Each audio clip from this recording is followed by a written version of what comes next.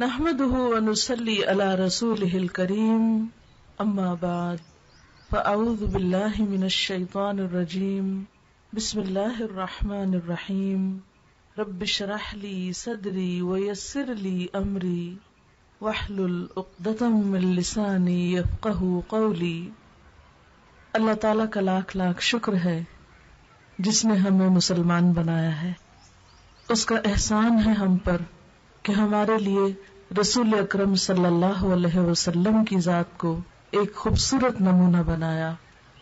اس دنیا میں انسان کو اللہ تعالیٰ نے صرف کھانے پینے کی نعمتیں ہی نہیں دی بلکہ اس کے ساتھ ساتھ اس کی روح کے لیے بہترین غذا اور اس کی روح کی خوشی کے لیے بہترین رہنمائی قرآن کریم کی شکل میں ہمارے پاس موجود ہے۔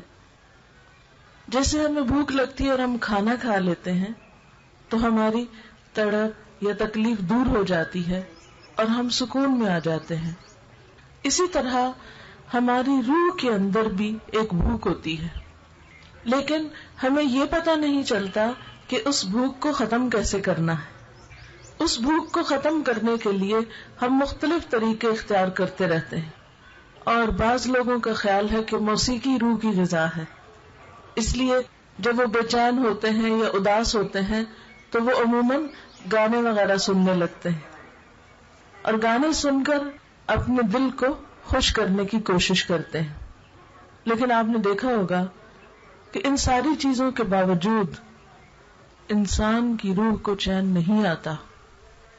روح کی غذا موسیقی نہیں، روح کی غذا اللہ کی کتاب ہے۔ اللہ کی کتاب بذریعہ وحی آسمان سے جبریل امین کے ذریعے رسول اللہ صلی اللہ علیہ وسلم پر نازل ہوئی۔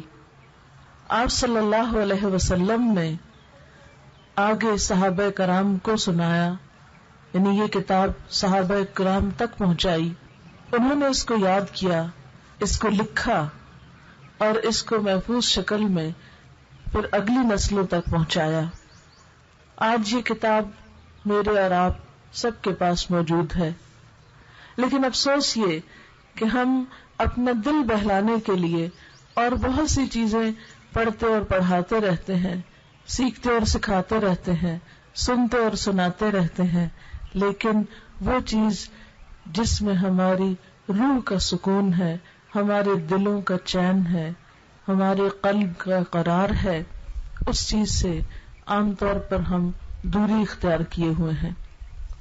اس کے برعکس اللہ سبحانہ وتعالی قرآن پاک میں فرماتے ہیں، ان الذین یتلون کتاب اللہ واقاموا الصلاة وانفقوا مما رزقناہم سرا وعلانیۃ یرجون تجارة لن تبور لیوفیہم اجورہم ویزیدہم من فضلہ انہ غفور شکور۔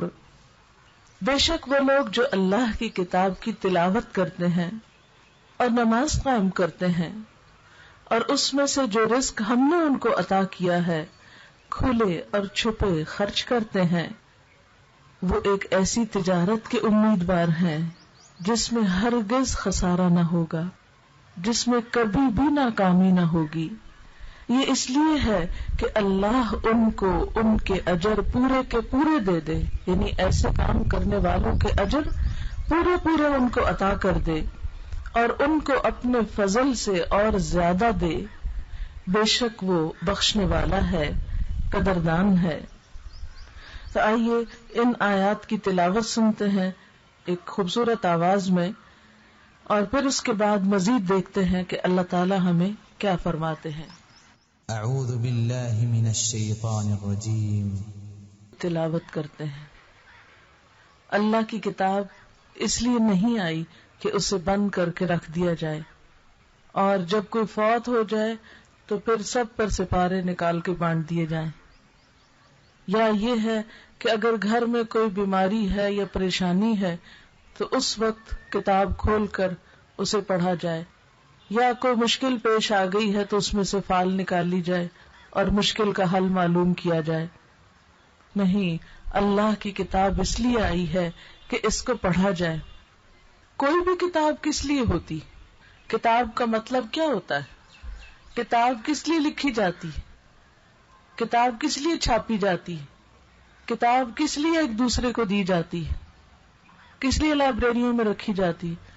کس لیے ہم گھر لے کر آتے ہیں؟ تاکہ اس کو پڑھیں. اور اگر آپ نے اس کو پڑھنا نہ ہو تو اس کو گھر میں رکھنے کا مطلب ہی کوئی نہیں. ہاں یہ الگ بات ہے کہ اب کچھ رواج بھی بنتا جا رہا ہے کہ جہاں ڈیکوریشن پیسز سے لوگ گھروں کو سجاتے ہیں، بعض لوگ خوبصورت کتابیں لا کے ان کو بطور ڈیکوریشن پیس کے رکھتے ہیں اور سجاوٹ کا کام ان سے لیتے ہیں. اور ان میں سر فہرست ہم نے قرآن پاک رکھ لیا ہے کہ جس کو بہت خوبصورت جلد میں چھاپتے ہیں اور سجا کے رکھ دیتے ہیں. بعض اوقات اس کی خوبصورت آیتوں کی کیلیگرافی کرا کے خوش خط لکھوا کے ان کو اپنے گھروں میں لٹکا لیتے ہیں تاکہ ہر آنے جانے والا دیکھ کے تعریف کرے کہ انہوں نے کتنی خوبصورت سینری لگائی ہوئی ہے. دیواروں کی ڈیکوریشن کے لیے استعمال کرتے ہیں. لیکن قرآن پاک ڈیکوریشن کے لیے نہیں آیا. وہ الگ بات ہے کہ اس کو ایک خوبصورتی کے لیے اگر لکھ لیا جائے تو حرج نہیں، لیکن یہ اس کا مقصد نہیں، یہ اس کی جگہ نہیں. یہ تو ایسے ہی ہے نا جیسے آپ کوئی قیمتی کپڑا لے کر آئیں گھر پہننے کے لیے اور آپ سوچے کہ اتنا قیمتی ہے، چلو اس کو دیوار پہ لٹکا دیتے ہیں کہ دیکھ کے خوش ہوتے رہیں. تو دیوار پر لٹکانے سے اس کی قیمت ادا نہیں ہوگی، اس کپڑے کا حق ادا نہیں ہوگا. وہ کپڑا آپ کے جسم پر زیادہ اچھا لگے گا، زیادہ فائدہ دے گا آپ کو بنسبت اس کے کہ وہ کہیں آپ دیوار پہ لٹکا کے صرف دیکھ دیکھ کے دل خوش کرتے رہیں. تو سب سے پہلا کام جو قرآن پاک کے ساتھ ہمیں کرنا ہے وہ کیا ہے؟ جو اللہ تعالیٰ نے فرمایا ان الذین یتلون کتاب اللہ، بے شک وہ لوگ جو اللہ کی کتاب کی تلاوت کرتے ہیں. تلاوت کا لفظ جو ہے یہ عربی زبان میں دو معنوں میں استعمال ہوتا ہے. تلا یتلو تلاوتن کا معنی ہوتا ہے پڑھنا، اور تلا یتلو تلون کا معنی ہوتا ہے کسی چیز کے پیچھے پیچھے جانا، یعنی اس کو فالو کرنا، اس میں غور و فکر کرنا، اس پر عمل کرنا. تو ان الذین یتلون کتاب اللہ، بے شک وہ لوگ جو کتاب اللہ کو پڑھتے ہیں اور اس میں غور و فکر کرتے ہیں، اس کے معنی جانتے ہیں، پھر اس کے پیچھے پیچھے چلتے ہیں، یعنی اس پر عمل بھی کرتے ہیں. صرف پڑھ کر ہی نہیں رکھ دیتے اور صرف برکت کے لیے نہیں پڑھتے، بلکہ ان الذین یتلون کتاب اللہ، وہ لوگ جو اللہ کی کتاب کی تلاوت کرتے ہیں. اب تلاوت کیسے کی جاتی ہے؟ تلاوت کب کی جاتی ہے؟ تلاوت کتنی بار کرنی چاہیے؟ تلاوت کا فائدہ کیا ہے؟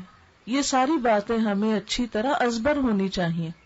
اور سب سے بڑھ کر یہ کہ اللہ کے رسول صلی اللہ علیہ وسلم کس طرح تلاوت کیا کرتے تھے. اور کیا میں اللہ کی کتاب کی تلاوت صحیح معنی میں کر رہی ہوں جیسا کہ اس کا حق ہے؟ کیونکہ قرآن پاک میں اللہ تعالیٰ فرماتے ہیں الذین آتیناہم الکتاب یتلونہ حق تلاوتہ اولئک یؤمنون بہ، وہ لوگ کہ جن کو ہم نے کتاب دی وہ اس کی تلاوت اس طرح کرتے ہیں جیسا کہ تلاوت کا حق ہے، یہی لوگ دراصل اس پر ایمان لاتے ہیں. گویا ہمارا ایمان بھی مکمل نہیں ہوتا جب تک کہ ہم کتاب کی تلاوت کا حق ادا نہیں کرتے. اس کا حق کیا ہے کہ جیسے یہ نازل ہوئی ہے ویسے ہی پڑھی جائے، اپنی مرضی اور اپنے طریقے پہ نہیں. آپ دیکھیں اردو کی کتاب اگر آپ پڑھیں تو اس میں زبر زیر کوئی نہیں لگے ہوئے ہوتے، انگریزی میں زبر زیر نہیں لگے ہوتے. اس طرح تھوڑا بہت آگے پیچھے ہو جائے تو کوئی بات نہیں. اردو میں بھی صحیح پروننسیشن ہونا چاہیے، لیکن اگر کوئی کمی بیشی ہو جائے تو علمی غلطی تو ہوتی ہے مگر گناہ کے درجے کی غلطی نہیں ہوتی. یعنی اگر کسی لفظ پہ زبر پڑنی اور آپ زیر سے اس کو بول جائیں تو گناہ نہیں ہوگا. ہاں غلطی ہے، مگر اردو میں غلطی کرنے سے گناہ لازم نہیں آتا. لیکن اللہ کی کتاب کی آپ تحریر دیکھیں تو اس میں لکھتے ہوئے بھی ایک ایک حرف کے اوپر اشارہ ہوتا ہے کہ اس کو زبر سے پڑھنا ہے یا زیر سے پڑھنا ہے، یا اس پر شد پڑھنی ہے، یا اس پر مد پڑھنی ہے، یا اس پر زیر پڑھنی ہے اور کھڑی زیر پڑھنی ہے، یا اس پہ جزم آئے گا، اس کو کس انداز میں پڑھنا ہے. یعنی ہر حرف کا حق دینا ضروری ہے.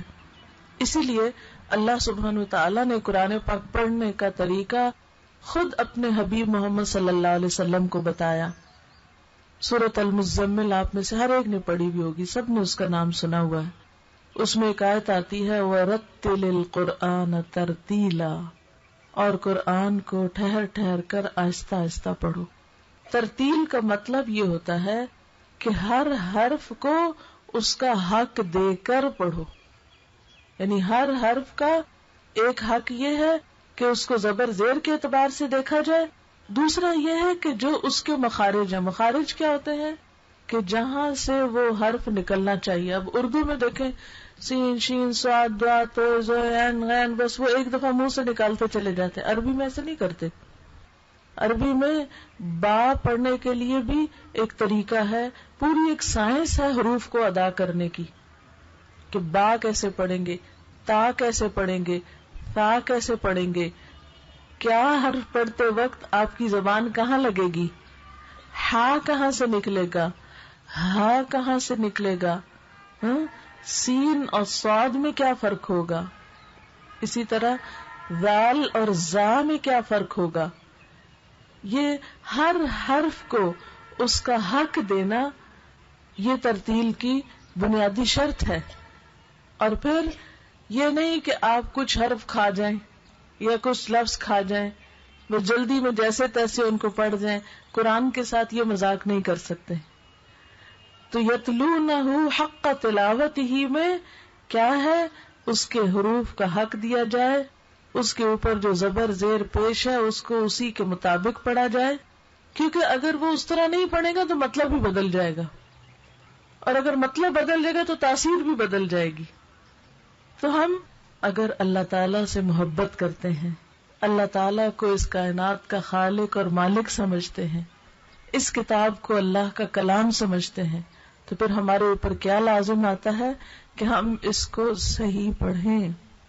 اچھا، ہم سب اپنے آپ سے سوال کریں، اور وہ سوال کیا کہ میں اللہ کی کتاب کیا صحیح طور پر پڑھتی ہوں، کیا میں کتاب کا حق ادا کرتی ہوں.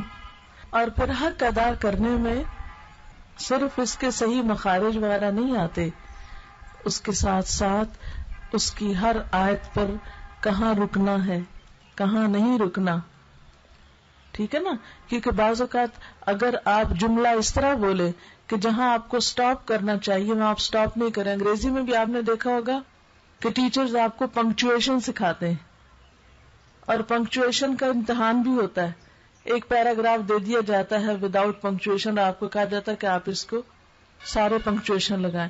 تو جہاں سینٹنس ختم ہوتا ہے وہاں کتنا ضروری ہوتا ہے فل سٹاپ. اگر اسٹوڈنٹ اس کو نہ لگا تو غلطی شمار ہوتی ہے کہ یہاں پر سینٹنس کمپلیٹ ہو گیا، فل سٹاپ لگاؤ. بالکل اسی طرح قرآن پاک میں بھی کئی جگہوں پر فل سٹاپ ہوتا ہے، اور وہ فل سٹاپ لگانا چاہیے، اس پر رک جانا چاہیے. اگر آپ اس پر رکیں گے نہیں تو معنی بدل جائے گا. ٹھیک ہے نا؟ تو یہ چیزیں قرآن پاک پڑھتے وقت ہمیں علم ہونی چاہیے.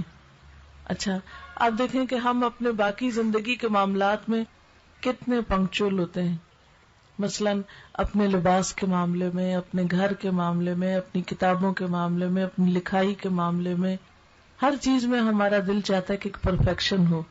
لیکن قرآن پاک پڑھنے کے معاملے میں ہم کتنی کوشش کرتے ہیں. چونکہ اللہ تعالیٰ نے کتاب کی تلاوت کرنے والوں کا اتنا بے پناہ اجر بتایا ہے کہ وہ ایک ایسی تجارت کر رہے ہیں جس میں ہرگز نقصان نہیں ہونا، بالکل نقصان نہیں ہونا، کوئی خسارہ ہے ہی نہیں، اس میں فیلئر ہے ہی نہیں.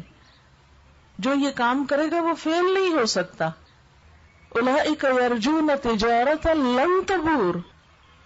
تو جب یہ کام ایسا ہے کہ اس کو کر کے فیل نہیں کوئی ہو سکتا، تو پھر اس کو کرنا بھی صحیح طریقے سے چاہیے. تو میرا سوال آپ سب سے یہ ہے کہ آپ اپنے آپ سے پوچھیں، کیا میں قرآن کی صحیح تلاوت کرنا جانتی ہوں؟ کیا قرآن مجھے پڑھنا آتا ہے؟ اگر آتا ہے تو صحیح طور پہ پڑھنا آتا ہے، اور اگر صحیح طور پہ پڑھنا آتا ہے تو کیا میں اس کو پڑھتی بھی ہوں کہ کوئی نہیں پڑھتی؟ کیا صبح کے اوقات میں، کیا شام کے اوقات میں؟ کیونکہ نبی صلی اللہ علیہ وسلم اس کو رات کی گھڑیوں میں بھی پڑھتے تھے، دن کی گھڑیوں میں بھی پڑھتے تھے. حضرت عمر رضی اللہ تعالی عنہ اپنے لیے دعا مانگتے تھے، وَارْزُقْنِي تِلَاوَتَهُ آنَاءَ اللَّيْلِ وَآنَاءَ النَّهَارِ، کہ یا رب العالمین مجھے اس کی تلاوت کی توفیق دے، دن کے اوقات میں بھی اور رات کے اوقات میں بھی.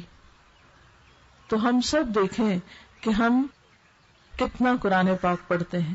ہمارا پتہ عام طور پہ کیا خیال ہے کہ یہ تو حافظوں کا کام ہے کہ وہ حفظ کر لیں اور دن رات پڑھا کرے، ان کو دہرائی کی ضرورت ہے، ہم کوئی حافظ ہیں؟ یا بعض اوقات ہم کہتے ہیں یہ مولویوں کا کام ہے، یا جو ریلیجس لوگ ہیں ان کا کام ہے، جو دیندار مذہبی لوگ ہیں بس وہ تلاوت کیا کریں. تو ہم کوئی غیر مذہبی ہیں؟ ہم کون ہیں؟ عام طور پہ ہم کہتے ہیں نا فلاں بڑا مذہبی ہے. بھئی وہ تو مذہبی ہے تو ہم غیر مذہبی ہیں، ہمارا کوئی مذہب نہیں، ہم بھی مذہبی ہیں. جو شخص مسلمان ہوتا ہے، دین اسلام کے دائرے میں داخل ہو جاتا ہے، وہ سارے مذہبی ہوتے ہیں، اس میں مذہبی اور غیر مذہبی کی کوئی تقسیم نہیں. تو جب ہم واقعی اپنے آپ کو مذہبی کہتے ہیں کہ ہاں ہم مذہبی ہیں، یا تو یہ کہ مذہبی ہونا کوئی جرم ہے، یا یہ کہ ناپسندیدہ چیز ہے، تو نہ یہ جرم ہے اور نہ ہی کوئی ناپسندیدہ چیز ہے. تو اگر ہم مذہبی ہیں تو پھر ہمیں کیا کرنا چاہیے؟ مذہب کی جو ذمہ داریاں ہمارے اوپر عائد ہوتی ہیں ان کو پورا کرنا چاہیے، اور ان میں سب سے پہلی بات اللہ کی کتاب کو صحیح پڑھنا آنا چاہیے. اب دیکھیں کہ اگر کوئی انگریزی ٹھیک سے نہ پڑھے تو لوگ اس پہ ہنستے ہیں. بہت سے لوگوں کو انگریزی آتی ہوتی ہے، شرم کے مارے نہیں بولتے کیونکہ ان کا ایکسنٹ اچھا نہیں ہوتا. وہ پنجابی ایکسنٹ میں انگریزی بولتے تو لوگ سن کے ان پہ ہنسنا شروع کر دیتے ہیں، لہٰذا وہ ڈر کے مارے بولتے ہی نہیں، چاہے کتنی بھی آتی ہو، کہ ہمیں ٹھیک سے نہیں بولنی آتی، یا یہ کہ اس کے اندر جملوں کی کنسٹرکشن ہے وہ صحیح طور پر نہیں کر سکتے تو پھر نہیں ڈر کے مارے بولتے. تو اسی طرح جن لوگوں کی قرآن کی تلاوت ٹھیک نہیں ہوتی، عام طور پر وہ بھی ڈر کے مارے پڑھتے نہیں ہیں. وہ کیا کہتے ہیں، کیا پتہ گناہ ہو، اور اس طرح وہ ایک بہت بڑی سعادت سے محروم رہ جاتے ہیں. سعادت کیا ہے کہ یہ کوئی دنیا کی کتاب نہیں ہے، اللہ کی کتاب ہے. کون ہے اللہ؟ وہ جس نے اتنا اونچا آسمان بنایا، وہ جس نے طرح طرح کے درخت اگائے، جس میں ہر درخت کا شیڈ مختلف ہے، ہر ایک کی اونچائی مختلف ہے. اگر آپ غور کریں تو ہر درخت کا ایک خاص سائز ہے، وہ اس سے اوپر نہیں جا سکتا. کچھ درخت جو ہوتے ہیں وہ چھوٹے سائز کے ہوتے ہیں، آپ جتنی مرضی ان کو کھاد پانی ڈال لیں وہ بہت اونچے نہیں جا سکتے. اسی طرح کچھ بہت اونچے ہوتے ہیں، آپ ان کو روک نہیں سکتے کہ بس اتنا، وہ خوبصورت ہی نہیں لگیں گے. گھاس کو کوئی درخت نہیں بنا سکتا، یہ کس کا فیصلہ ہے، کس کی پلاننگ ہے؟ سورج کو نکالنا، بادل کو لانا، ہوا چلانا، یہ کون کرتا ہے؟ یہ اللہ رب العزت کرتا ہے. اس اللہ کا یہ کلام ہے، اس اللہ کی یہ کتاب ہے. لہذا اس کو پڑھنا عین انسان کی سعادت ہے، اور صحیح پڑھنا اس کے لیے ضروری ہے. تو ان الذین یتلون کتاب اللہ، بے شک وہ لوگ جو اللہ کی کتاب کی تلاوت کرتے ہیں اور اس کو اپنے لیے بہت فائدے کی چیز سمجھتے، کیونکہ ایک حرف پڑھنے پر 10 نیکیاں ملتی ہیں. الف لام میم کہنا، 3 حرف پڑھنا ہے اور اس پر 30 نیکیاں ملتی ہیں. دنیا کی کوئی کتاب مجھے بتائیے جس کو پڑھ کے آپ کو ہر حرف پہ ایک نیکی ملتی ہو. اس کا یہ مطلب نہیں کہ دنیا کی کتابیں پڑھنا چھوڑ دیں، لیکن اگر ہم دنیا کے چھوٹے سے فائدے کے لیے دنیا کی کتابیں پڑھتے ہیں، کیونکہ ہمیں پتہ ہے کہ ہم یہ پڑھیں گے تو امتحان میں پاس ہوں گے، ہم پاس ہوں گے تو ہمیں ڈگری ملے گی، ہمیں ڈگری ملے گی تو نوکری ملے گی، عزت ملے گی، تو اس دنیا کی عزت کے لیے، نوکری کے لیے ہم کتابیں پڑھتے ہیں نا، حالانکہ ہمیں پتہ ہوتا ہے کوئی نہیں 10 نیکی ہر حرف میں ملنی، بعض اوقات تنگ بھی پڑھتے ہیں، مشکل میں بھی ہوتے ہیں، دل نہیں بھی چاہتا لیکن فائدہ ہوتا ہے تو ہم پڑھتے ہیں. تو پڑھنا چاہیے، ضرور پڑھنا چاہیے. امت مسلمہ کو زیادہ سے زیادہ پڑھنا چاہیے، لڑکیوں کو بھی پڑھنا چاہیے، لڑکوں کو بھی پڑھنا چاہیے. نبی صلی اللہ علیہ وسلم نے اس کی بہت زیادہ تاکید کی ہے. لیکن صرف دنیا نہیں، اللہ کی کتاب بھی پڑھنی چاہیے. اور اگر ہم اپنے دن کے 24 گھنٹوں کو صحیح طور پر آرگنائز کریں، اس کا صحیح ٹائم ٹیبل بنائیں، تو ضرور اس میں سے ٹائم نکل آئے گا کہ ہم اس کتاب کو بھی صحیح پڑھیں، جس کے ہر حرف کے پڑھنے پر 10 نیکیاں ہیں. اور اس میں آپ دیکھیے، اگر آپ اس کے بارے میں شک میں ہیں کہ آپ ٹھیک نہیں پڑھتے تو اس کا حل کیا ہے کہ جو ٹھیک پڑھتا ہو اس کو آپ سنا دیں، کہیں سے کسی ٹیچر کا بندوبست کر لیں. اور اگر نہیں کوئی ٹیچر ملتا تو الحمدللہ اب ایسی قراتیں، ایسی کیسٹس ملتی ہیں کہ آپ ان کو سن سن کر اپنی قرات ٹھیک کر لیں. بعض اوقات انسان بڑا ہو جاتا ہے نا، پھر اس کو شرم آتی ہے کہ کوئی کہے گا او اتنی بڑی ہو گئی، بچوں کی ماں ہو گئی اور ابھی قرآن نہیں پڑھنا آتا. ابھی ہو گئی بھول، غفلت ہو گئی، بچپن میں نہیں کسی نے ٹھیک پڑھایا، ہمارا کیا قصور ہے. لیکن اب ہمیں ٹھیک کر لینا چاہیے، کیونکہ ابھی تو ہمیں زندگی کی مہلت ملی ہوئی ہے، ابھی تو ہم دنیا میں ہیں. جب یہ مہلت ختم ہو جائے گی تو پھر اس کے بعد کچھ نہیں کر سکیں گے، لیکن ابھی تو ہم کچھ کر سکتے ہیں. لہذا میں سب بچیوں سے بھی یہ کہوں گی، ماں سے بھی یہ کہوں گی، جو بھی یہاں بیٹھے ہیں، کہ دیکھیے یہ قرآن وہ چیز ہے جو دنیا میں بھی آپ کا ساتھی ہے، آپ کی روح کو سکون دے گا، آپ کی زندگی میں برکت دے گا، اور اس کے ساتھ ساتھ قبر میں بھی یہی ساتھ جائے گا، اسی کی روشنی ہوگی، یہی بہترین دوست ہوگا. پھر حشر کے میدان میں بھی یہی سایہ کرے گا جب ہر طرف دھوپ ہوگی. اس کو نہ چھوڑنا، ساری کتابیں یہی رہ جانی ہیں، اس کتاب نے ساتھ جانا ہے. اور اگر ہم نے ساری کتابیں پڑھ لی اور اس کو چھوڑ دیا تو یہ بھی ساتھ نہیں جائے گا. لہذا ہم میں سے ہر ایک اپنے فائدے کے لیے کیا کرے، اپنی قرآن کی ریڈنگ کو درست کرے. قیامت کے دن کتنی دھوپ ہوگی. آج یہ ٹینٹ کیوں لگایا ہے کہ دھوپ نہ لگے ہمیں. قیامت کے دن یہ ٹینٹ ساتھ نہیں جائے گا. وہاں ٹینٹ کیا چیز بنے گی، امبریلا کیا چیز بنے گی، قرآن بنے گا. لیکن اگر ہم ہر چیز کی طرف دوڑ رہے ہیں اور قرآن کے لیے ہمارے پاس وقت نہیں تو پھر کتنے افسوس کی بات ہے. تو ان الذین یتلون کتاب اللہ، اور پھر صرف تلاوت نہیں، اگلا مرحلہ کیا ہے، اس کو سمجھنا، کیونکہ سمجھے بغیر تو عمل نہیں ہو سکتا نا. دنیا کی کتنی زبانیں ہم سیکھتے ہیں، جتنے بھی بچے اسکولوں میں پڑھتے ہیں وہ صرف اردو نہیں پڑھتے، انگریزی بھی پڑھتے ہیں. بعض اسکولوں میں فارسی بھی پڑھائی جاتی ہے، بعض میں کچھ عربی زبان بھی پڑھائی جاتی ہے، لیکن وہ سب اپنے جگہ پر ہیں لینگویجز. مگر یہاں پر ہمیں اللہ کی کتاب کی تلاوت اور اس کو سمجھنا ضروری ہے. کیا ہم اس کے بغیر ہی دنیا سے چلے جائیں گے کہ جس رب نے ہمیں پیدا کیا اس نے ہم سے چاہا کیا، ہمیں بھیجا کیوں یہاں، کس مقصد کے لیے ہم یہاں پر آئے ہیں. تو ان الذین یتلون کتاب اللہ، بے شک وہ لوگ جو اللہ کی کتاب کی تلاوت کرتے ہیں، وَأَقَامُوا الصَّلَاةَ، اور نماز قائم کرتے ہیں، نماز پڑھتے ہیں. اور نماز کے بارے میں ہم دیکھتے ہیں کہ اللہ کے رسول صلی اللہ علیہ وسلم کا طریقہ کیا تھا.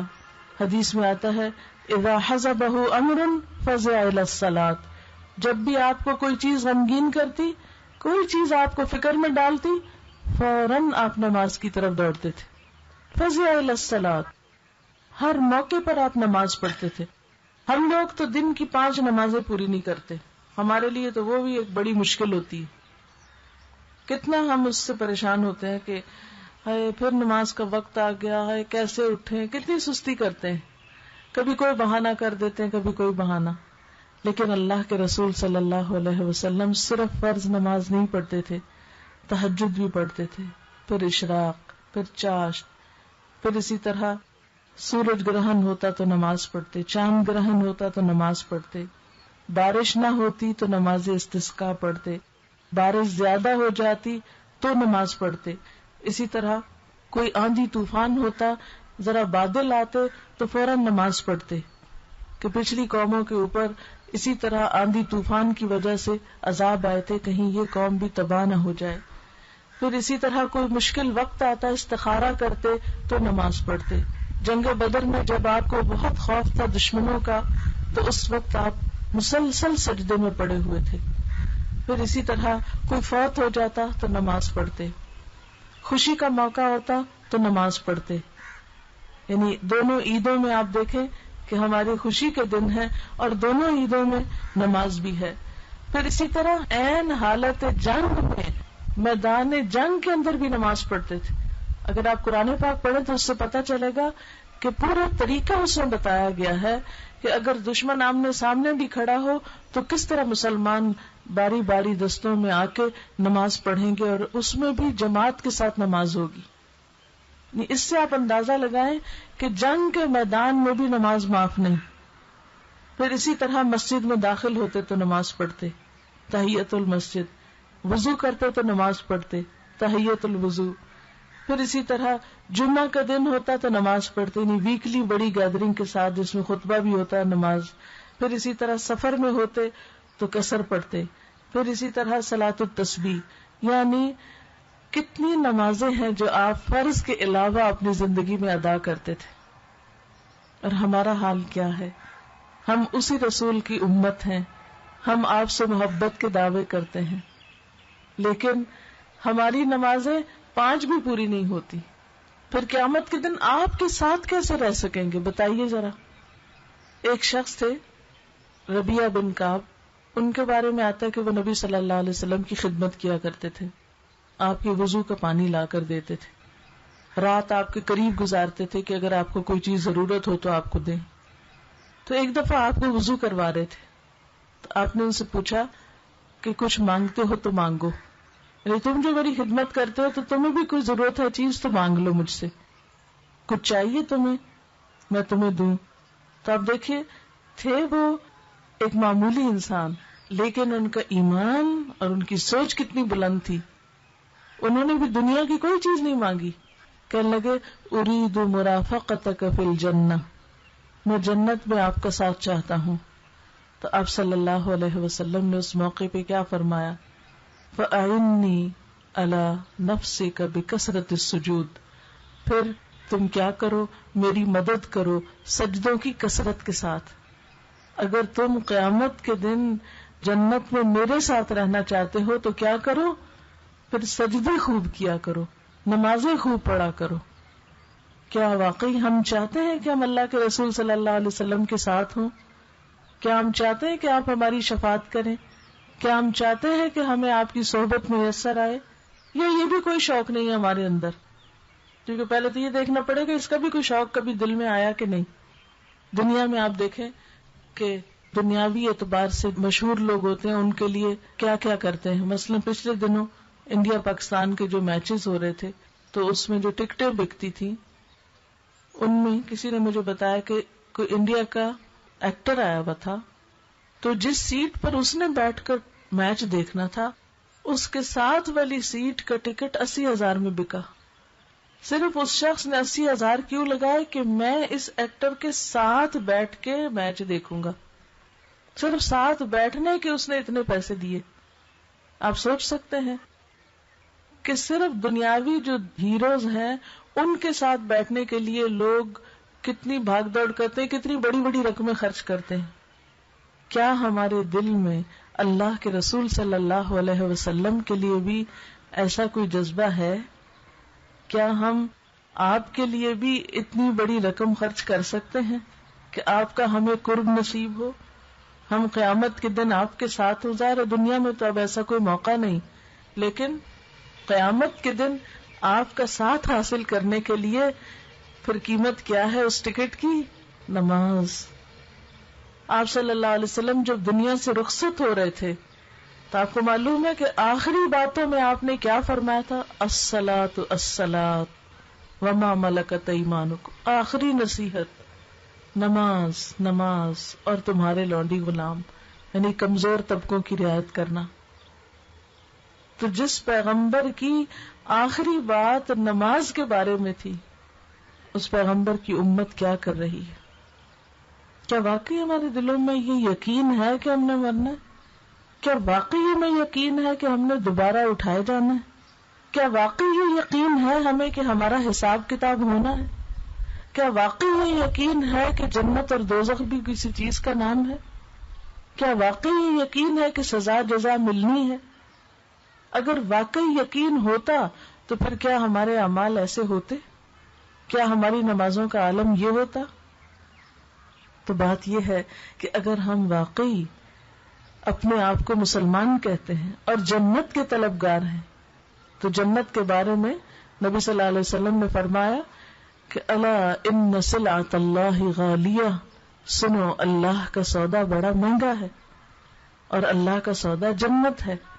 یعنی اللہ سے جو سودا تم نے کرنا ہے وہ جنت کی شکل، اور جنت بڑی قیمتی چیز ہے، کیونکہ ایک کوڑا رکھنے کی جگہ بھی دنیا مافیا سے زیادہ قیمتی ہے. دنیا میں چھوٹی سی چیز، کوئی چھوٹا سا گھر آپ نے خریدنا ہو، چھوٹی سی لینڈ کا پیس خریدنا ہو تو آپ کو کتنا پے کرنا پڑتا ہے اس کے لیے. تو جنت ایسے ہی مل جائے گی. ام حسبتم ان تدخلوا الجنۃ ولما یأتکم مثل الذین خلوا من قبلکم، کیا تم سمجھتے ہو کہ یوں ہی جنت میں داخل ہو جاؤ گے حالانکہ تمہارے پاس پچھلی قوموں کے حالات نہیں آئے جو تم سے پہلے گزر چکے.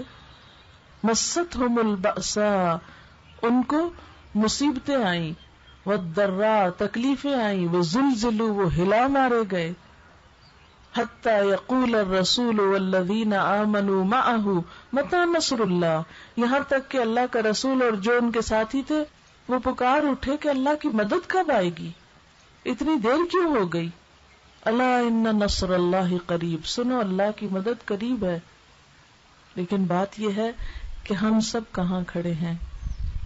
ہم سمجھتے ہیں ایسے ہی بس ادھر سے دنیا سے منہ موڑیں گے تو دوسری طرف نکلیں گے تو جنت ہوگی. نہیں، اللہ نے جنت اپنے نیک بندوں کے لیے بطور انعام بنائی ہے. کوئی شخص اپنے عمل کی وجہ سے نہیں صرف جنت میں جا سکتا، وہ اللہ کا انعام ہے. انعام کس کو ملتا ہے؟ جیسے اسکول میں مختلف بچوں کو مختلف مواقع پہ انعام دیے جاتے ہیں. انعام ملتے ہیں اچھی کارکردگی پر، کہ جب کوئی بچہ اچھی پرفارمنس کرتا ہے کھیل میں یا تقریر میں یا تعلیم میں تو اس کو انعام دیا جاتا ہے. تو بالکل اسی طرح اللہ تعالیٰ نے دنیا میں ہمیں بھیجا لیبلوکم ایکم احسن عملا، کہ تمہارا امتحان لے کہ تم میں سے پرفارمنس کس کی اچھی، اعمال کس کے اچھے ہیں. تو اس کو پھر کل قیامت کے دن کیا ملے؟ جنت.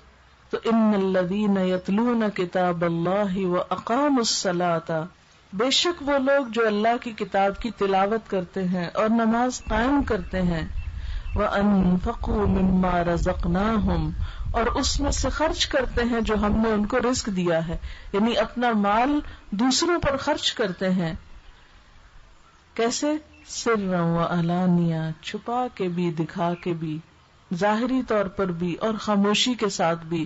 خاموشی سے کرنے کا موقع ہو تو خاموشی سے کر دیتے اور اس کا اشتہار نہیں دیتے، اور اگر کہیں ظاہراً دینے کا وقت آئے تو انتظار نہیں کرتے کہ اچھا جب چھپا کے دینے کا وقت آئے گا تبھی دوں گی، نہیں ابھی تو ذرا سب دیکھ رہے ہیں. نہیں، جو بھی موقع ہو وہ خرچ کرتے چلے جاتے ہیں. آپ صلی اللہ علیہ وسلم کا اگر اخلاق دیکھیں تو کان خلقہ القرآن، اور اخلاق کیا تھا آپ کا؟ سب سے جو اہم ترین آپ کے اخلاق میں چیز تھی وہ یہ کہ جو اپنے لیے پسند کرتے تھے وہی دوسروں کے لیے کرتے تھے. لہذا کوئی بھی چیز دوسروں سے بچا کے اپنے لیے نہیں رکھتے تھے کہ یہ تو میرے لیے اور بچی کھچی چیزیں بیکار کی دوسروں کے لیے، جو ہمارا طرز عمل ہوتا ہے کہ بہترین اپنے لیے اور باقی ماندہ دوسروں کے لیے. حالانکہ اللہ سبحانہ وتعالیٰ نے قرآن پاک میں کیا فرمایا؟ لن تنالوا البر حتی تنفقوا مما تحبون، کہ تم نیکی کو ہرگز نہیں پا سکتے جب تک کہ وہ خرچ نہ کرو جس سے تم محبت رکھتے ہو.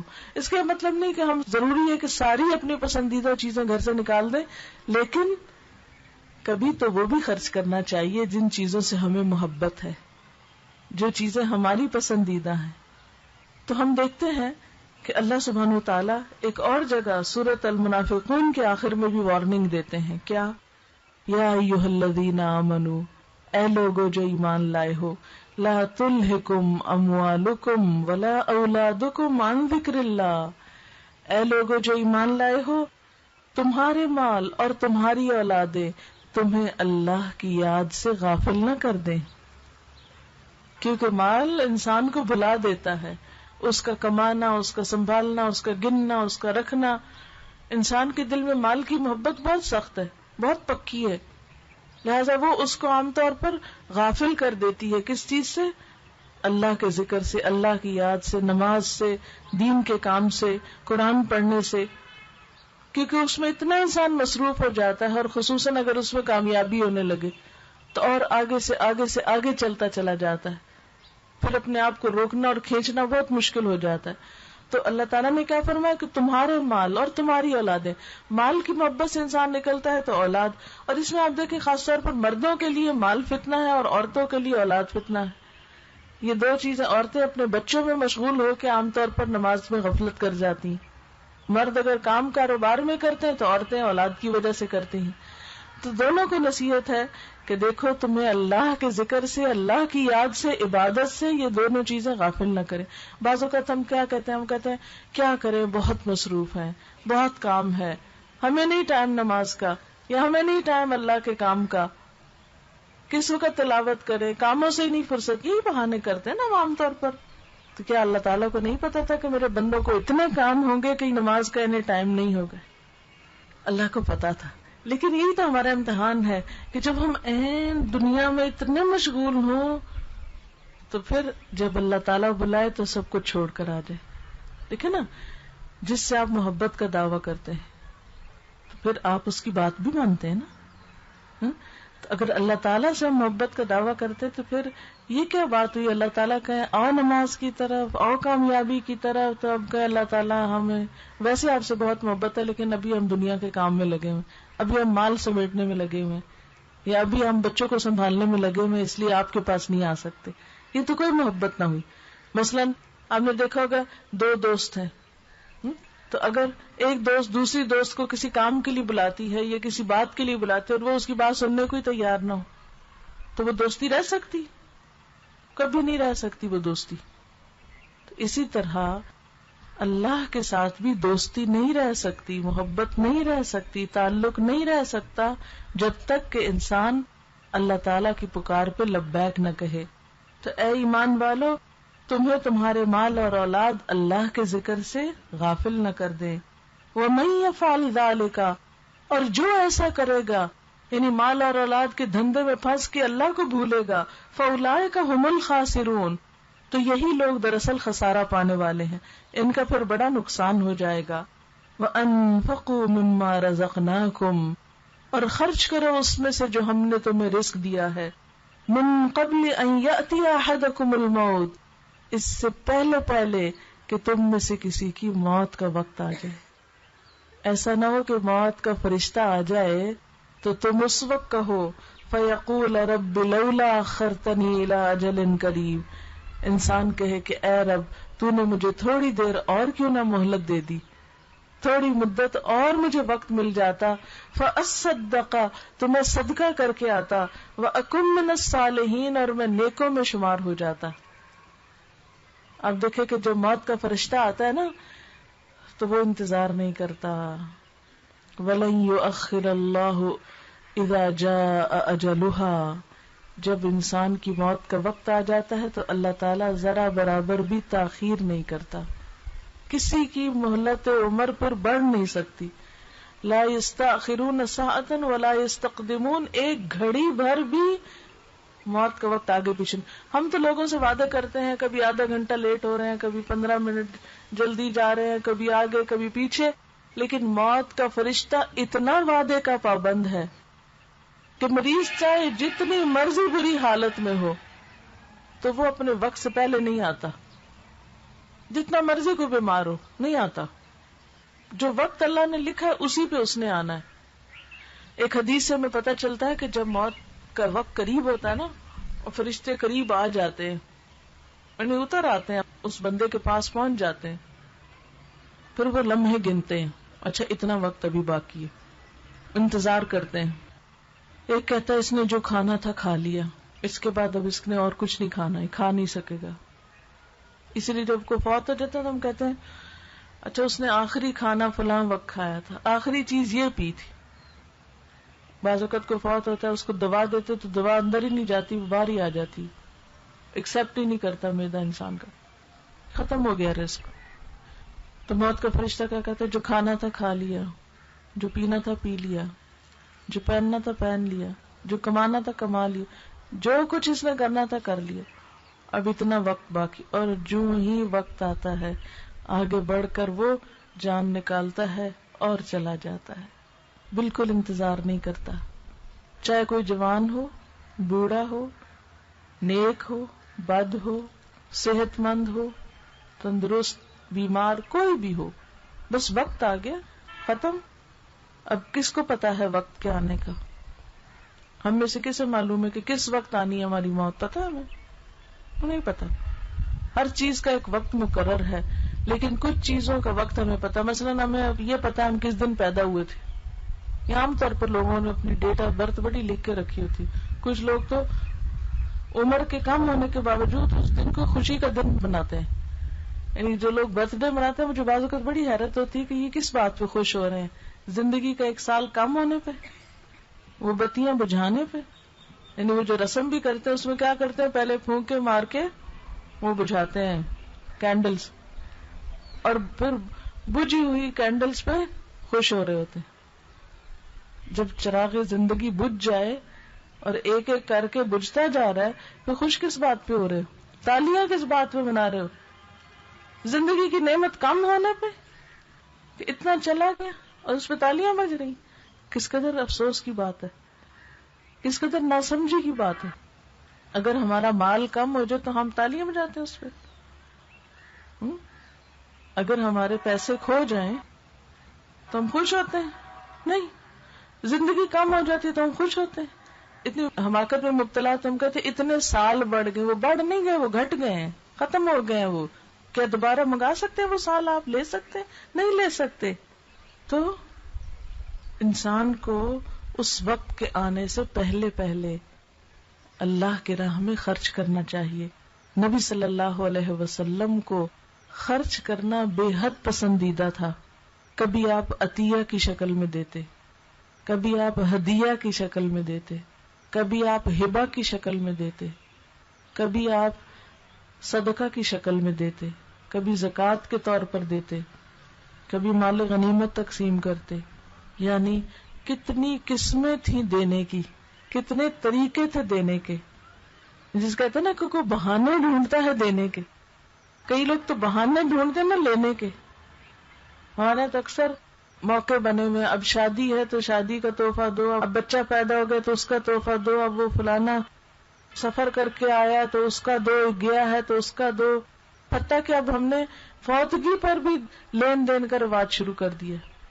بعض لوگوں کے ہاں کوئی فوت ہو جاتا ہے تو جب واپس جانے لگتے ہیں لوگ تو ان کو کوئی دوپٹے دے رہے ہوتے ہیں، معلوم نہیں کیا کیا رسمیں قائم کر لی. لیکن اللہ کے رسول صلی اللہ علیہ وسلم کے ہاں یہ رسمیں نہیں تھی دینے کے لیے، یہ رسموں کے بہانے نہیں تھے. وہ ہر موقع پر بھی اور بغیر موقع کے بھی دیتے تھے. ہم تو کہتے ہیں نا کہ کوئی موقع آئے گا تو دیں گے دوسرے کو، وہ بغیر موقع کے بھی دیتے تھے. وہ غریب کو بھی دیتے تھے اور امیر کو بھی دیتے تھے. ہمارے ہاں تو یہ ہے کہ ہم اس کو دیں یا تو کوئی ہمارا رشتہ دار ہو، یا اس کو دیں جو غریب ہو، فقیر ہو، یا صدقہ خیرات اس پہ لگتا ہو. لیکن آپ صلی اللہ علیہ وسلم ہر ایک کو دیتے تھے. اپنے رشتہ داروں کو بھی دیتے تھے، اجنبی لوگوں کو بھی دیتے تھے، غریبوں کو بھی دیتے تھے، امیروں کو بھی دیتے تھے. آپ کو دینا بے انتہا پسند تھا. اور سب سے زیادہ کس کو دیتے تھے؟ اپنے لونڈی غلاموں کو دیتے تھے، اپنے قریب کے لوگوں کو دیتے تھے. آپ صلی اللہ علیہ وسلم کی یہ سخاوت ہی تھی کہ دین بہت تیزی کے ساتھ پھیلا اور بہت زیادہ لوگ جو تھے وہ دین میں شامل ہوئے. اس میں ہم دیکھتے ہیں کہ آپ صلی اللہ علیہ وسلم جب کوئی چیز خریدتے تو اس کی قیمت زیادہ دیتے تھے. یعنی دینے کا ایک طریقہ یہ بھی تھا، مثلا کسی سے کوئی سودا لیا تو جتنے کا سودا ہوتا تھا اس سے زیادہ پیسے دے دیتے تھے. اچھا ہم نے کبھی زندگی میں یہ کیا؟ کبھی زندگی میں ہمارا کیا ہوتا ہے الٹا، کم کرا کرا کے، لڑ کے، ٹائم ضائع کر کر کے ہم کہتے ہیں کہ بس یہ بھی نہ ہی دینا پڑے، مفت ہی چیز مل جائے، اس کو عقل مندی سمجھتے ہیں. حالانکہ آپ صلی اللہ علیہ وسلم دینے کو پسند کرتے تھے لینے کی بنسبت. پھر اسی طرح ایک حدیث میں آتا ہے رسول اللہ صلی اللہ علیہ وسلم تمام لوگوں سے بڑھ کر مال کی سخاوت کرتے تھے، اور سب سے زیادہ آپ ماہ رمضان میں سخاوت کرتے تھے. جب آپ جبریل سے ملاقات کرتے تو آپ کا حال کیا ہوتا کہ تیز آندھی سے بڑھ کر آپ زیادہ سخی ہو جاتے تھے. اسی طرح حضرت انس سے روایت ہے کہ رسول اللہ صلی اللہ علیہ وسلم سے اسلام کے نام پہ جو کچھ مانگا جاتا تھا آپ عطیہ دے دیتے تھے. ایک آدمی آپ کے پاس آیا، آپ 2 پہاڑوں کے درمیان تشریف فرما تھے. آپ نے حکم دیا کہ اسے بہت سی بکریاں دے دی جائیں جو کہ مال صدقہ کی تھی. جب وہ اپنی قوم کے اندر گیا تو کہنے لگا اے لوگو تم سب مسلمان ہو جاؤ، اس لیے کہ اللہ کے رسول صلی اللہ علیہ وسلم جب عطیہ دیتے ہیں، بخشش دیتے ہیں، تو پھر وہ اپنے فقر کا فکر نہیں کرتے کہ میرا کیا بنے گا، یعنی اتنا زیادہ دیتے ہیں. اور اس کی بات سن کر بہت سے لوگ اور مسلمان ہو گئے. اللہ تعالی عنہ سے روایت ہے کہ ایک آدمی رسول اللہ صلی اللہ علیہ وسلم کے پاس صرف دنیا کے حصول کے لیے آتا، یعنی دنیا کی لالچ میں آتا، لیکن شام کو اس کی کایا پلٹ جاتی. وہ کسی نیت سے آتا تھا لیکن آنے کے بعد اس کے اندر دین کی ایسی محبت پیدا ہوتی کہ ساری دنیا سے زیادہ اس کو دین ہی پیارا ہو جاتا، کیونکہ واقعی اللہ کا کلام اور اللہ کی بات دنیا کی ہر نعمت سے بڑھ کر ہے. کبھی اگر ہم سوچیں کہ دنیا کی چیزیں کتنی چھوٹی چھوٹی ہیں جن کی محبت میں ہم گرفتار ہیں، کن چیزوں کو پوچھتے ہیں، کن چیزوں سے محبت کرتے ہیں؟ زیور کپڑے سے، زیور کیا دھاتی تو ہے، ختم ہو جاتا ہے جب ہم دنیا سے جاتے ہیں تو ساتھ ہی اتار لیتے. کبھی آپ نے ایسی موتیں دیکھی ہوں گی جوان کے ہاتھوں میں زیور ہے، گلے میں زیور ہے، اچھے کپڑے پہنے ہوئے ہیں، اچانک موت آ گئی تو بعد والوں نے ساتھ نہیں جانے دیا کہ اس کو بہت پسند تھا، چلو چھوڑو ہم نے کیا کرنا ہے، اس کی پسند اس کے ساتھ ہی چلی جائے قبر میں. کوئی نہیں چھوڑتا، دفنانے سے پہلے ہر چیز اتار لیتے ہیں. تو جو چیز ادھر رہ جانی ہے اس سے ہماری محبت ہے، اور جس قرآن نے ساتھ جانا ہے اس سے محبت کیوں نہیں ہے؟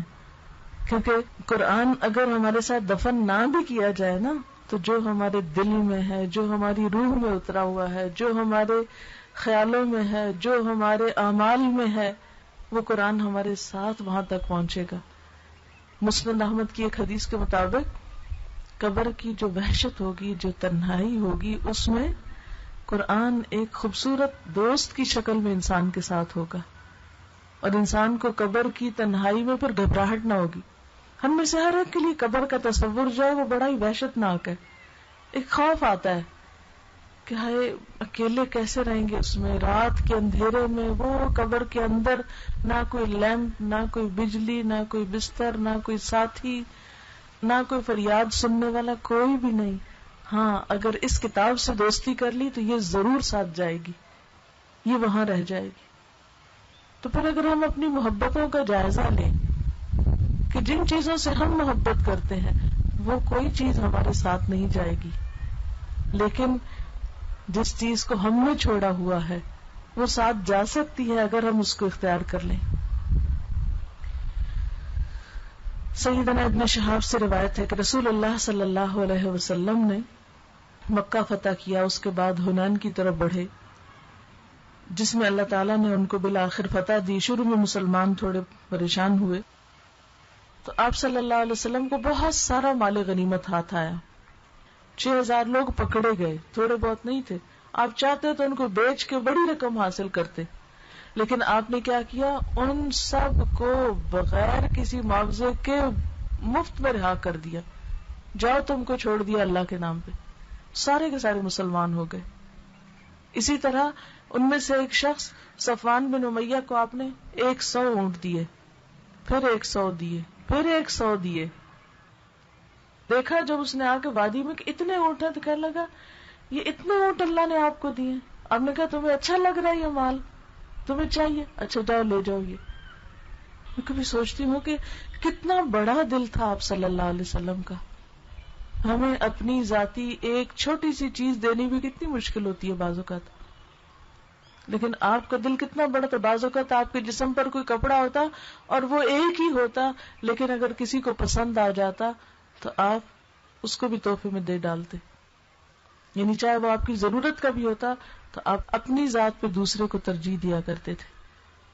پھر اسی طرح آپ صلی اللہ علیہ وسلم ایک دفعہ عصر کی نماز پڑھ کے فوراً اپنے گھر کی طرف گئے، واپس آئے. صحابہ کرام نے سوالیہ نظروں سے دیکھا کہ آپ کیوں گئے ہیں اور کیوں آئے ہیں. تو آپ نے فرمایا کہ میرے گھر میں سونے کا ایک ٹکڑا رکھا ہوا تھا، مجھے نماز میں خیال آیا کہ وہ مجھے اللہ کے راستے میں صدقہ کرنا ہے. میں نہیں چاہتا تھا کہ وہ ایک رات بھی ہمارے گھر گزارے، لہٰذا میں فوراً اس کو واپس لایا ہوں تاکہ میں اس کو ضرورت مند لوگوں پر تقسیم کر دوں. اور اس میں آپ دیکھیں کہ امہات المومنین کا کتنا زبردست کردار ہے.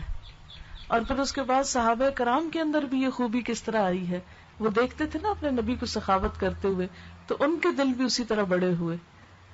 حضرت ابو الدہداء کے بارے میں آتا ہے کہ جب یہ آیت اتری کہ کون ہے جو اللہ کو قرض حسنہ دے، تو انہوں نے کہا اللہ کے رسول صلی اللہ علیہ وسلم اللہ تعالیٰ قرض مانگتا، لائیے اپنا ہاتھ آگے کیجیے. آپ نے اپنا ہاتھ بڑھایا، آپ کے ہاتھ پہ ہاتھ رکھ کے کہتے ہیں گواہ رہیے کہ میں نے اپنا باغ اللہ کو قرض دے دیا، اور اس باغ میں 600 کھجور کے درخت تھے. اتنا نفع مند سودا تھا. پھر وہ اپنے باغ میں گئے جس میں ان کا گھر بھی تھا، تو اپنی بیوی کو دروازے سے بلاتے ہیں، اے ام دہدا تم باہر آ جاؤ، میں نے اپنا یہ باغ اپنے رب کو قرض دے دیا ہے. یہاں بھی آتا نا لیوفیہم اجورہم، تاکہ اللہ ان کو ان کے اجر پورے کے پورے دے دے. اللہ بھی رکھے گا نہیں، اللہ تعالیٰ کو تو محتاجی نہیں، اسے کیوں رکھنا ہے. لیوفیہم اجورہم ویزیدہم من فضلہ، ایسے کو تو اللہ پھر اپنے فضل سے اور بھی زیادہ دے گا. میں کبھی سوچتی ہوں کہ ایسا اگر ہمارا گھر ہو جس میں 600 کھجور کے باغ ہوں. فارم ہاؤس آج کل آپ نے ایک نئی ٹرم سنی ہوگی کہ لوگ شہر کے ہنگاموں سے نکل کر فارم ہاؤسز میں جا کے رہتے ہیں، اور اس میں عام طور پر زمینیں ہوتی ہیں، کھیتی ہوتی ہے، باغ ہوتے ہیں، اور بیچ میں چھوٹا سا گھر بھی ہوتا ہے. صحت کے لیے، غذا حاصل کرنے کے لیے ایک بہت ہی مفید آئیڈیل پلیس ہوتی. آج اگر اللہ کسی کو فارم ہاؤس دے اور اس کو فی سبیل اللہ خرچ کرنا پڑے تو اس کے دل کا کیا واقعی یہی حال ہو. اور بیوی اسی طرح تعاون کرے میاں سے کہ اچھا کیا، نفع کا سودا کیا، اور وہ اپنے بچوں کو ساتھ انگلی لگا کے ضروری سامان لے کے باہر آ جاتی ہیں کہ ٹھیک ہے اگر اللہ کو قرضہ دیا تو اس سے بڑھ کر اور خوبی کیا ہوگی، اس سے بڑھ کر نفع کا سودا کیا ہوگا کہ ہماری کوئی چیز اللہ تعالیٰ کے پاس چلی جائے، اس کے راہ میں استعمال ہو جائے. تو بات یہ ہے کہ جب ہمیں آخرت پر یقین ہوتا ہے، آخرت کے بارے میں ہمارا ایمان بڑھ جاتا ہے کہ واقعی اس میں اجر ملنے والا ہے، تو پھر کوئی بھی کام کرنا مشکل نہیں لگتا، پھر ہر نیکی آسان ہو جاتی ہے کہ کل مل تو جانا ہے، کسی چیز نے جانا کہاں ہے، وہ تو سب سامنے ہوگا. اسی لیے ہم دیکھتے ہیں کہ اللہ کے رسول صلی اللہ علیہ وسلم بعض اوقات کسی سے اگر کوئی چیز خریدتے تو چیز اور قیمت دونوں واپس لوٹا دیتے دوسرے کا دل رکھنے کا. ایک دفعہ حضرت جابر کا اونٹ جو تھا وہ کہیں گئے ہوئے تھے، تو وہ اونٹ بیچارہ ذرا ویسے بھی کمزور تھا، چل چل کے وہ اتنا کمزور ہو گیا کہ اس کا اب کوئی خریدار نہیں تھا. تو حضرت جابر اب اس سے گلو خلاصی چاہتے تھے کہ بس اب میں اس کو بیچ دوں. تو انہوں نے کہا کہ کوئی اسے خرید لیتا. آپ صلی اللہ علیہ وسلم فرمایا اچھا میں خرید لیتا ہوں. انہوں نے خرید لیا اور کہا کہ قیمت تو میں مدینہ جا کے دوں گا، شاید اس کے وقت آپ کے پاس کچھ ہوگا نہیں. جب مدینہ پہنچے تو حضرت جابر جو تھے وہ آپ کے پاس مسجد میں آئے. آپ نے پہچان لیا کہ یہ اونٹ کی قیمت لینے کے لیے آئے.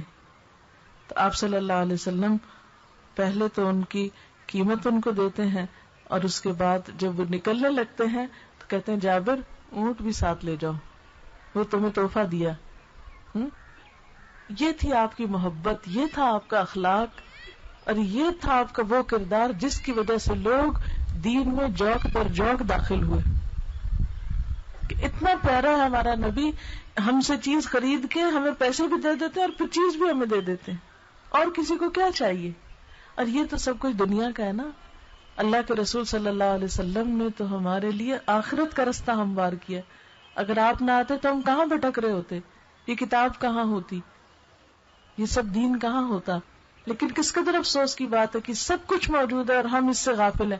شیطان نے ہمیں اس چھوٹی سی دنیا میں جو بہت جلد ختم ہو جانے والی ہے اس میں اتنا الجھا دیا ہے کہ ہم سمجھتے ہیں زندگی موت ہے تو بس یہی ہے. تو اللہ تعالیٰ سے دعا ہے کہ اللہ تعالیٰ ہمیں دنیا کی حقیقت بھی سمجھنے کی توفیق دے اور آخرت کی حقیقت کو بھی صحیح طور پر سمجھ کر ماننے کی توفیق دے، تاکہ ہمارے عمل جو ہیں وہ اتنے خوبصورت ہو جائیں، اتنے بہترین ہو جائیں کہ واقعی ہمارا رب ہم سے راضی ہو جائے. سبحان اللہ والحمد للہ ولا الہ الا اللہ واللہ اکبر ولا حول ولا قوة الا باللہ العلی العظیم. اللہم صلی علی محمد وعلی آل محمد کما صلیت علی ابراہیم وعلی آل ابراہیم انک حمید مجید. اللہم بارک علی محمد وعلی آل محمد کما بارکت علی ابراہیم وعلی آل ابراہیم انک حمید مجید. ربنا آتنا فی الدنیا حسنة وفی الآخرة حسنة وقنا عذاب النار. ربنا لا تزغ قلوبنا بعد إذ هديتنا وهب لنا من لدنك رحمة إنك أنت الوهاب. ربنا هب لنا من أزواجنا وذرياتنا قرة أعين واجعلنا للمتقين إماما. ربنا لا تؤاخذنا إن نسينا أو أخطأنا. ربنا ولا تحمل علينا إصرا كما حملته على الذين من قبلنا. ربنا ولا تحملنا ما لا طاقة لنا به واعف عنا واغفر لنا وارحمنا أنت مولانا فانصرنا على القوم الكافرين. یا حی یا قیوم برحمتک نستغیث. یا اللہ پاک جو کچھ ہم نے پڑھا ہے، جو کچھ ہم نے سنا ہے، اپنی رحمت سے اسے قبول فرما. اگر کوئی بھول چوک ہو گئی ہو تو ہم سے درگزر فرما. جو بات آپ کی مرضی کے مطابق ہوئی ہو ہمیں اس پر عمل کی توفیق عطا فرما. یا رب العالمین تو ہمیں نیکی کی توفیق دے، نیکی سے محبت کرنا سکھا. ہمیں اللہ کی کتاب کو صحیح طور پر پڑھنے اور سمجھنے کی توفیق عطا فرما. یا اللہ ہمیں نمازوں کا پابند بنا، ہماری نمازوں میں خشوع و خضوع پیدا فرما. یا اللہ پاک ہمیں اپنے مال کو اپنے راستے میں خرچ کرنے کی توفیق عطا فرما. ہمارے دلوں سے بخل اور حسد کو دور کر دے، ہمارے دلوں کو وسیع کر دے. یا رب العالمین ہمیں اچھے اخلاق عطا فرما.